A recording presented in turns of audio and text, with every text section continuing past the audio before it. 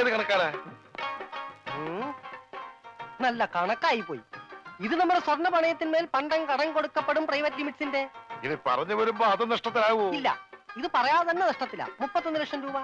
30 നമ്മുടെ മുടക്ക് മുതൽ, 31 ലക്ഷം രൂപ നഷ്ടം. ഇതെന്തൊരു കണക്കാടാ? 30 ലക്ഷം രൂപ നമ്മൾ കൊടുത്തത്, അത് ചോദിക്കാൻ ചെന്ന ചെലവ് 1 ലക്ഷം രൂപ. അതിനെന്തിനാണ് 1 ലക്ഷം രൂപ? എനിക്ക് വന്ന ഹോസ്പിറ്റൽ ചെലവ് ഉൾപ്പെടെയാ പറഞ്ഞത്. ഒലക്ക, ഞാൻ ഇനി ബിസിനസ് ചെയ്യുന്നില്ല. സിക്കന്ദർ പോലും അറിയാതെയാ ഞാൻ ഈ പണി ചെയ്യുന്നത്. അത് സാരമില്ല, സിക്കന്ദറിനെ ഞങ്ങൾ അറിയിച്ചോളാം. എത്ര ലക്ഷമാ നഷ്ടം വന്നത്? 31. ആർക്ക് നഷ്ടം? ആദ്യം തന്നെ തുക്കട ബിസിനസ് ഒക്കെ നിർത്തി നല്ല സ്ട്രോങ് ഫിനാൻസ് കമ്പനി തുടങ്ങാം. ദേ, അതിന്റെ മുന്നോടിയായി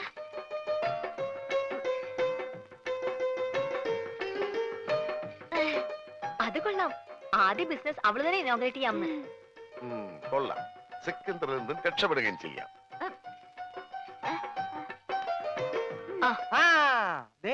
നാളെ 7:30 മണിക്ക് ഉദ്ഘാടനമെന്നാ പറഞ്ഞത്. പോടോ, നാളെ 7.5 ലക്ഷം രൂപ അവൾക്ക് കൊടുക്കണം. കസ്റ്റമർക്ക് അവള് കൊടുത്തോളും.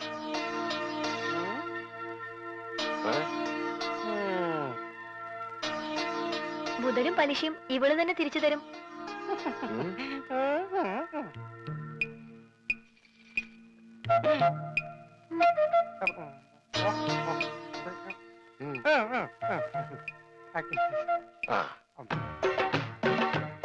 കൊള്ളാം.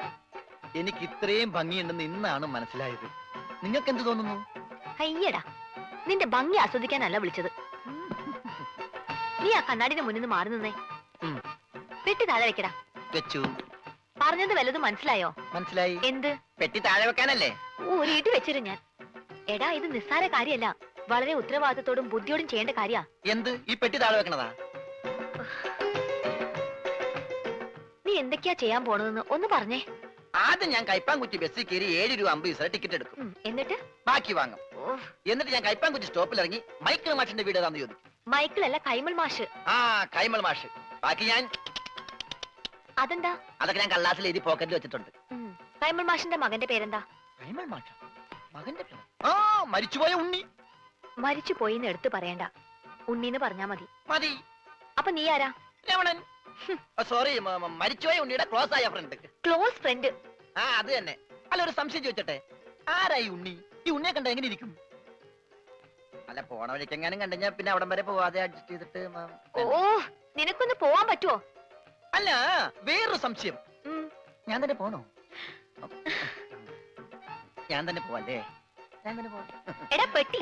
ഓ, ഈ പെട്ടിക്ക് ഭയങ്കര മറവിയാ. എവിടെയെങ്കിലും വെച്ച് അവിടെ ഇരിക്കും. ഞാൻ തന്നെ പോകാം. നിർത്ത് നിർത്ത് നിർത്ത്. ഇത് കൈമൾ മാഷിന്റെ വീടല്ലേ? ആ, എനിക്കെങ്ങനെ അറിയാം? എങ്കിൽ എനിക്കറിയാം. ഇത് തന്നെയായിരിക്കും കൈമൾ മാഷിന്റെ വീട്. വെറുതെ തെറ്റിക്കല്ലേ? മാറിയേ, സൈഡ് തന്നെ, ഒരാൾക്കുള്ളൊരു വഴി തന്നെ, പ്ലീസ്. ഹലോ, ഒന്ന് നീങ്ങിയേ. ഇത് മരിച്ചുപോയ ഉണ്ണിയുടെ വീടല്ലേ? അതെ. ബൈ ദ ബൈ, നിങ്ങൾ ആരായിട്ട് വരും? ഉണ്ണിയുടെ അച്ഛൻ മിസ്റ്റർ കൈമൾ മാഷ്. എന്താ എന്താ കാര്യം? ഈ വീടെന്താ ഡോൾബി സിസ്റ്റമാണോ? എന്താ? ഇതാണ് കൈമൾ മാഷ് അല്ലേ? എന്താ തന്റെ ആവശ്യം? ഞാൻ യൂണിവേഴ്സൽ ആൻഡ് യൂണിവേഴ്സൽ കമ്പനിയുടെ മുതലാളി പറഞ്ഞിട്ട് വന്നാണ്. അതായത് മരിച്ചുപോയ ഉണ്ണിയുടെ പാർട്ട്ണർ. പണമാണോ പ്രശ്നം?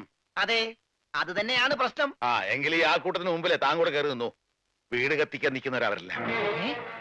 വീട് കത്തിക്കാനോ? അതെ, താൻ കൂടെ കുടിക്കോ. എന്നിട്ട് എല്ലാരും കൂടെ ചേർന്ന് ഞങ്ങളെ കൂടെ ചുട്ടെനിക്ക്. അതോടെ നിങ്ങളുടെ കടബാധ്യത തീരുമെങ്കിൽ ഒന്നടങ്കം തീരട്ടെ. ഉള്ള കാര്യം പറയാമല്ലോ, എന്റെ നീ ഒരു 10 പൈസ കൂടെ എടുക്കാനില്ല. ആത്മഹത്യ ചെയ്യാനുള്ള തന്റെ ഇടവും ഞങ്ങൾക്കില്ല. കത്തിച്ചു, ഞങ്ങൾക്കും അതൊരു പരിഹാരമാകും.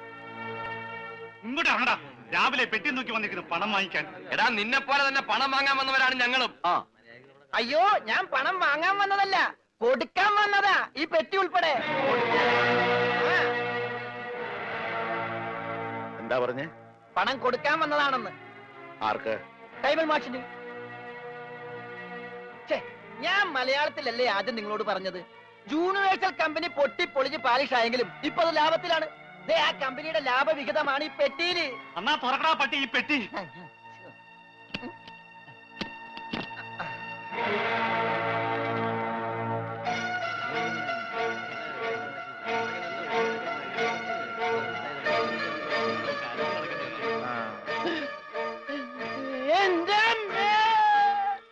ഉണ്ണിയുടെ എല്ലാ കടവും വീട്ടാനുള്ള പണം അവിടെ എത്തിക്കഴിഞ്ഞു.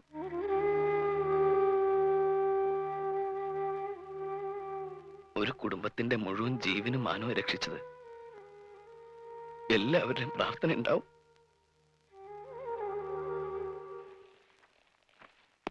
നമസ്കാരം. ഈ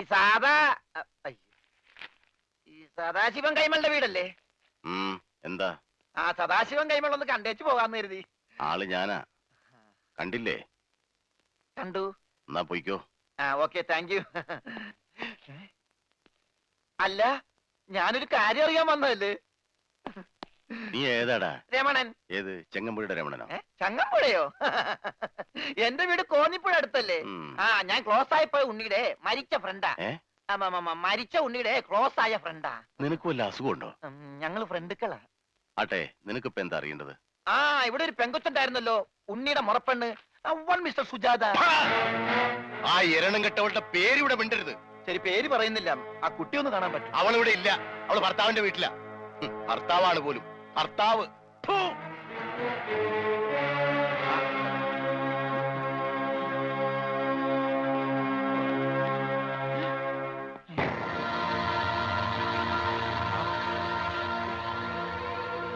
അവൻ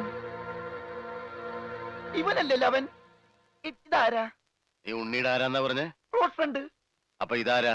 അതെന്നല്ലേ ഞാൻ ചോദിച്ചത്, ഇവൻ ആരാണെന്ന്. ഇതാരാന്ന് നിനക്ക് അറിയില്ല അല്ലേ? ഇല്ല.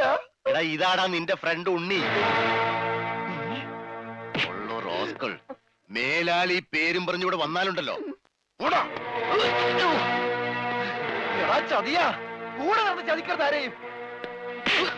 ഒന്നും നിങ്ങളുടെ ജീവൻ രക്ഷിച്ചവനല്ലേ ഞാൻ. എന്നോടെങ്കിലും രക്തം നിനക്ക് മിണ്ടായിരുന്നില്ലേ? പറയടാ, നിന്റെ ഊമസ്വരൊന്നും ഞാൻ കേൾക്കട്ടെ.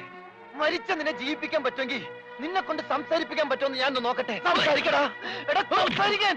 എന്നോട് ക്ഷമിക്കടേ രമണ.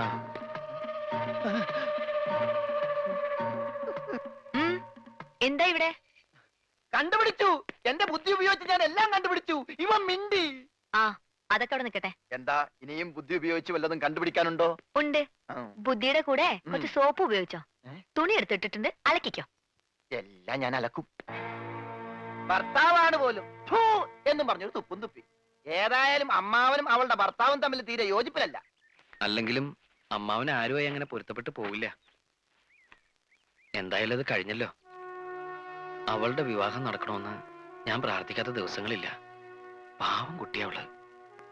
എവിടെയായിരുന്നാലും സന്തോഷമായിട്ട് കഴിഞ്ഞാൽ മതിയായിരുന്നു. അവളുടെ ഭർത്താവിന്റെ ഫോട്ടോ വല്ലതും നീ കണ്ടോ?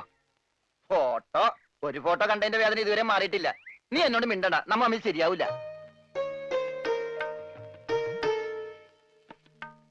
ഇപ്പൊ പ്രശ്നങ്ങളൊക്കെ തീർന്നില്ലേ? നാട്ടിലേക്ക് പോയാലേ അവരൊക്കെ നേരിട്ട് കാണാലോ. ഞാൻ ജീവിച്ചിരിക്കുന്നു എന്നറിഞ്ഞ വേറെ ഒരാളെ വിവാഹം ചെയ്തത് എന്നോട് ചെയ്ത് തെറ്റായിട്ടോ ചതിയായിട്ടോ ഒക്കെ അവൾക്ക് തോന്നും. ഏതായാലും ഉടനെ ഞാൻ അങ്ങോട്ടേക്കില്ല. അപ്പൊ ഇവിടെ തന്നെ അങ്ങ് കുറ്റിയടിക്കാൻ തീരുമാനിച്ചോന്ന്? ഊവ്, സിഖ് മതവും സ്വീകരിച്ച് തൽക്കാലം ഇവിടെ തന്നെ കൂടിയാലോ എന്ന് ആലോചിക്ക. ആഹാ, നിനക്ക് അത്രയ്ക്ക് ധൈര്യമുണ്ടോ? എങ്കിൽ ഇവളെ നിനക്ക് കെട്ടിച്ചു തരും. സത്യം പറഞ്ഞത്. ഇവൾക്ക് തന്നെ വലിയ ഇഷ്ടാ. നിനക്കിഷ്ടാണോ? അല്ല, അത് ഞാൻ ഇഷ്ടാണോ അല്ലേന്ന് പറ. ഇഷ്ടാണോ? ഇഷ്ടല്ലേ? അങ്ങനെ ഇഷ്ടക്കുറവൊന്നുമില്ല. അയ്യടാ, അപ്പൊ കുട്ടിത്തേവാങ്ങിന്റെ മനസ്സിലിരിപ്പ് ചെറുതൊന്നുമല്ല. ഞാൻ നിങ്ങൾ പറഞ്ഞൊരു തമാശക്ക് കോമഡി